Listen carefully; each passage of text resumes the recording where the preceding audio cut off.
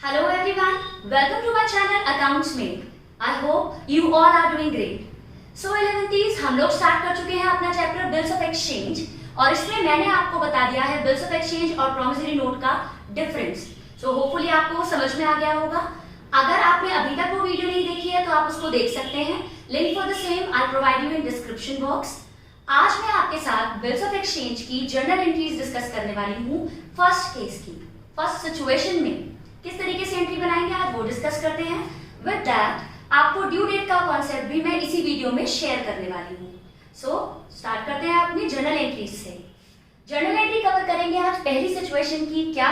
When bill is retained till due date of maturity. मतलब मैंने आपको एक एग्जांपल के थ्रू बिल्स ऑफ एक्सचेंज का मतलब बताया था कि ए बी को गुड्स सोल्ड करता है, फिर ए एक रिटर्न ऑर्डर रेडी करता है, उस ऑर्डर को ड्यूली एक्सेप्ट करता है बी और उसके बाद ड्यू डेट पर उस बिल को ऑनर्ड किया जाता है. तो वो सिचुएशन किस तरीके से जर्नल एंट्री में आएगी आज ये समझते हैं. सो इस लाइन को और अच्छे से समझने के लिए केसेस वाइज पहले जर्नल एंट्री डिस्कस कर लेते हैं. So in the books of drawer या in the books of drawing क्या एंट्री बनेगी? ड्रॉअर और ड्रॉइंग मैं ऑलरेडी आपको एक्सप्लेन कर चुकी हूँ. जो गुड्स सोल्ड करता है ऑन क्रेडिट, जो बिल बनाता है बिल्स ऑफ एक्सचेंज में, उसको ड्रॉअर कहा जाता है. और जो गुड्स परचेज करता है ऑन क्रेडिट और बिल को एक्सेप्ट करता है उसको ड्रॉई बोला जाता है. ये मैं आपको ऑलरेडी बता चुकी हूँ. तो अब सिचुएशन समझते हैं, फिर इस लाइन को और अच्छे से समझेंगे. सो मैंने ड्रॉअर में ए लिख दिया है फॉर एग्जाम्पल और ड्रॉइंग में बी लिख दिया है. ठीक. सो पहली एंट्री क्या? When goods are sold by A to B. अगर ए बी को गुड्स सोल्ड करता है ऑन क्रेडिट तो क्या एंट्री बनाएगा? ए अपनी बुक्स में क्या एंट्री बनाएगा और बी अपनी बुक्स में क्या एंट्री बनाएगा देखते हैं. अगर ए गुड्स सोल्ड करेगा तो ए एंट्री बनाएगा B to sales what goes out credit and debit the receiver. B's account debit to sales. समझ में आती है ये एंट्री? अगर कभी भी ए गुड्स सोल्ड करेगा बी को तो उसे बी से पैसे लेने हैं क्योंकि ऑन क्रेडिट है, तो डेबिट द रिसीवर और what goes out goods, so sales credit. B अपनी बुक्स में क्या एंट्री बनाएगा? बी ने गुड्स खरीदे, तो इसका जस्ट ऑपोजिट. बी ने गुड्स खरीदे, so purchase account debit to A. Cash में नहीं खरीदे, क्रेडिट बेसिस पर खरीदे हैं, so credit the giver. B अपनी बुक में बी का नाम नहीं लिख सकता और ए अपनी बुक में ए का अपना खुद का नाम नहीं लिख सकता. सो ए ने गुड्स सोल्ड किए तो उसने एंट्री बनाई बी टू सेल्स और बी ने गुड्स खरीदे तो उसने एंट्री बनाई परचेज टू ए. होपफुली आपको समझ में आ रही है ये. अब क्या हुआ? Bill is drawn by A and accepted by B. A ने एक बिल बनाया, उस बिल को ड्यूली बी ने एक्सेप्ट कर लिया. सो जो बिल ए बी को बनाकर दे रहा है और बी एक्सेप्ट कर रहा है वो बिल ए के लिए कहलाता है बिल रिसीवेबल, बी आर. उसे बी आर मिल गया किससे? बी से. So B R debit to B बनाएगा ए अपनी बुक्स में एंट्री. ए ने बी को गुड्स सोल्ड करे और बी से उसको बी आर रिसीव हो गया. What comes in debit? Credit the giver. B अपनी बुक्स में क्या एंट्री बनाएगा? बी ने गुड्स खरीदे थे ए से, अब वो ए को क्या दे देगा? बिल. ए के लिए वो बिल, बी के लिए वो बिल बीपी है, बिल्स पेएबल. तो एक चीज यहां समझने वाली क्या है? अगर बिल इसको मिलने वाला है तो ये बी आर है और जो पे करेगा उसके लिए ये बी पी है. बिल इसके लिए बी आर और इसके लिए बी पी, बिल्स पेएबल. अब देखते हैं when bill is honoured on due date. अब ये वो सिचुएशन है जब ए ने बी को गुड्स सोल्ड कर दिए, उसे बी आर मिल गया, लेकिन ये बी आर ए ने ही होल्ड किया है टिल मैच्योरिटी. मतलब ए के पास ही रखा है वो बिल ड्यू डेट तक. अब ये ड्यू डेट क्या वो भी समझने वाले हैं हम. ठीक. सो कहने का मतलब क्या? ए ने बी को गुड्स सोल्ड किए, उससे बी आर रिसीव किया और ये बी आर अभी इसी के पास है. इसने मैच्योरिटी डेट तक, जब तक उस बिल की ड्यू डेट नहीं आ जाती, क्योंकि मैंने आपको बताया था एक फिक्स टाइम पीरियड बाद इस बिल में वो प्रॉमिस है कि एक फिक्स टाइम पीरियड बाद मैं आपका पेमेंट कर दूंगा. तो उस फिक्स टाइम पीरियड तक ए ने उसे अपने पास ही रखा, तो उसकी एंट्री यही मानी जाती है कि इसके पास वो बी आर है और इसने बीपी दिया है, तो उसकी अलग से कोई एंट्री नहीं करनी पड़ती. सो होपफुली ये सिचुएशन समझ में आई. Bill is retained till date of maturity by A. A ने ड्यू डेट तक वो बिल अपने पास संभाल कर रखा, तो बी आर इसके पास है।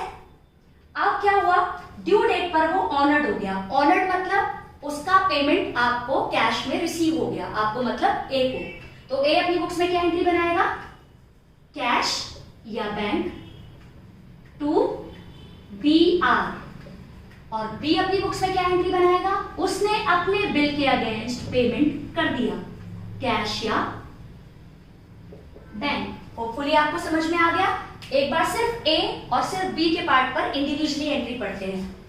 ए ने बी को गुड्स सोल्ड करे, बी टू सेल्स, फिर उसने बी से एक बिल रिसीव किया, तो उसके लिए वो bill B R to B. वो बिल उसने ड्यू डेट तक, मेच्योरिटी डेट तक अपने पास ही रिटेन करके रखा, मतलब अपने पास रखा ड्यू डेट तक। तो यही एंट्री है उसकी, उसके लिए कोई स्पेसिफिकली अलग एंट्री करने की नीड नहीं है। ड्यू डेट तक उसने अपने पास रखा और उसके बाद वो ऑनर्ड हो गया, मतलब इस बिल के अगेंस्ट पैसे मिल गए। सो होपफुली आपको ये समझ में आ गया। अब बात करते हैं बी की बुक्स में। बी ने गुड्स खरीदे ए से, फिर ए को एक बीपी, एक बिल दे दिया, एक प्रोमिसरी बिल ऑफ एक्सचेंज होता या प्रोमिसरी नोट होता, एंट्री यही बनाता बी अपनी बुक्स में, और ए यही एंट्री बनाता, क्योंकि बिल्स ऑफ एक्सचेंज और प्रोमिसरी नोट चाहे थोड़ा सा इनका मतलब डिफरेंट है, बट एंट्रीज के पार्ट पे इसी के लिए वो बी आर और इसके लिए वो बीपी ही है। सो ए को इसने बीपी दे दिया और बीपी को ड्यू डेट पर ऑनर्ड कर दिया। ऑनर्ड मतलब ड्यू डेट पर उसका पेमेंट कर दिया। सो होपफुली आपको ये समझ में आ गया। सो अब समझते हैं ड्यू डेट के कॉन्सेप्ट को with the help of example. A bill dated 1st July 2020 is payable 2 months after date of acceptance 5th July। Means एक बिल है जो 1 जुलाई को बनाया गया, 2 महीने बाद वो पेबल है आफ्टर डेट, और उस बिल को एक्सेप्ट ड्रॉइंग ने किस दिन किया, 5 जुलाई को। सो अगर कोई बिल की डेट दी हुई है, date of drawing and date of acceptance, और आपको 2 महीने का बिल दिया हुआ है और वो आफ्टर डेट आपको पे करना है, तो उसकी ड्यू डेट किस तरीके से कैलकुलेट करेंगे ये देखते हैं। जुलाई में आपने बिल बनाया 2 महीने के लिए, सो 1st जुलाई टू 1st अगस्त फर्स्ट मंथ, 1st अगस्त टू 1st सितंबर, 1st सितंबर में आपके वो 2 मंथ्स का बिल रेडी।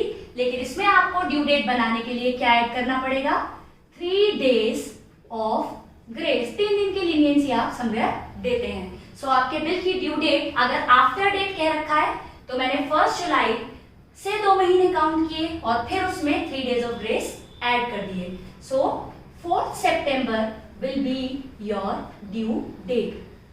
होपफुली आपको ड्यू डेट का कॉन्सेप्ट समझ में आया, अगर बिल आफ्टर डेट वाला दे रखा है। अगर इसी क्वेश्चन में आफ्टर साइट कर देता, आफ्टर साइट मींस जब वो बिल ड्रॉई ने एक्सेप्ट किया उस दिन से आपको 2 महीने काउंट कर रहे हैं, तो उस सिचुएशन में मैं 1 जुलाई से डेज काउंट नहीं करती, उस सिचुएशन में मैं 5th जुलाई से डेज काउंट करती। सो 5th July to 5th August, 5th August to 5th सितंबर, सो 5 सितंबर से 3 days ऑफ ग्रेस और ऐड करें तो ड्यू डेट आ जाएगी। सो कितना, 8 सितंबर is your due date. So 2 concept आपको होपफुली क्लियर हो गए। अगर आपको बिल के महीने दे रखे हैं आफ्टर डेट, तो जिस दिन वो बिल बना उसमें महीने ऐड कर 3 days ऑफ ग्रेस बनाओ तो ड्यू डेट आ जाएगी जिस दिन आपको उसे पे करना है। और अगर बिल आफ्टर साइट है, तो जिस दिन वो बिल एक्सेप्ट हुआ उस डे से 2 महीने काउंट कर 3 days ऑफ ग्रेस ऐड करो तो आपका ड्यू डेट आ जाएगी। अब थर्ड कॉन्सेप्ट समझते हैं। अगर सपोजिबली 4th सितंबर आपकी डे आया और उस दिन इमरजेंट हॉलीडे हो गया, इमरजेंट हॉलीडे मींस इमरजेंसी, आपका भारत बंद, तो बिल तो ऑनर्ड नहीं हो सकता। जैसे कोविड-19 के केस में बार बार कंप्लीट लॉकडाउन हुआ, तो अगर उस सिचुएशन, उस दिन जिस दिन आपकी ड्यू डेट थी, जैसे 4th सितंबर, और उस दिन कंप्लीट लॉकडाउन हो गया, ठीक, तो उस सिचुएशन में आपकी जो ड्यू डेट आ रही है, जैसे 4th सितंबर आई अगर फॉर एग्जांपल, और 4th सितंबर कंप्लीट लॉकडाउन वाला दिन था, तो उस दिन आपका बिल ऑनर्ड नहीं हो सकता। तब आपकी due date by default 5th सितंबर, एक दिन जस्ट आफ्टर हॉलीडे हो जाएगी, ठीक। तो ऐसा क्वेश्चन में अगर वो पूछेगा तो स्पेसिफिकली बोलेगा कि उस दिन इमरजेंट हॉलीडे है, तो आप उसके जस्ट बाद वाला दिन ड्यू डेट बना देंगे। तो होपफुली आपको ये समझ में आ गया। अब आप करते हैं last point, last but not the least. अगर आपका बिल जिस दिन ड्यू हुआ उस दिन पब्लिक हॉलीडे था, तो पब्लिक हॉलीडे तो हमें पहले से ही पता होता है, तो उस कॉन्सेप्ट में जब आप ड्यू डेट निकालते हैं तो just before the due date वाले डे को आप लिख देते हैं। ठीक, जैसे वो पब्लिक हॉलीडे क्या क्या होते हैं एक बार वो देख लेते हैं। 26 जनवरी, 15 अगस्त, 2 अक्टूबर, 30 सितंबर एंड 1 अप्रैल को और इसमें इंक्लूड किया गया है क्योंकि इन दोनों डेट्स को बैंक हॉलीडे कंसिडर किया जाता है। सो अगर आप कभी भी ड्यू डेट निकाल रहे हैं और ड्यू डेट आ गई आपकी 26 जनवरी, सो 26 जनवरी यू नो कि भाई पब्लिक हॉलीडे होता है, तो बाय डिफॉल्ट आप उसको 25 जनवरी कर देंगे। मींस अगर पब्लिक हॉलीडे पहले ही पता है डे का, तो डेट से ड्यू डेट जो आई उससे जस्ट पहले वाली दिन, तो ऐसी सिचुएशन में आप क्या कहेंगे, 25 Jan is your due date. So hopefully आपको समझ में आ गया। अगर आपका बिल आफ्टर डेट वाला है तो जिस दिन वो बिल बना उस बिल में महीने काउंट कर 3 डेज ऑफ ग्रेस आपने ऐड कर दिया। अगर आपका बिल आफ्टर साइट का है तो जिस दिन वो बिल एक्सेप्ट हुआ वहां से 2 मंथ्स काउंट कर आपने 3 डेज ऑफ ग्रेस ऐड कर दिए। अगर आपके बिल की ड्यू डेट वाले दिन इमरजेंट हॉलीडे पड़ गया तो एक दिन बाद वाली डेट, और अगर डिक्लेयर्ड हॉलीडे है मींस पब्लिक हॉलीडे तो एक दिन पहले आपकी ड्यू डेट आएगी। सो फुली आपको समझ में आ गया।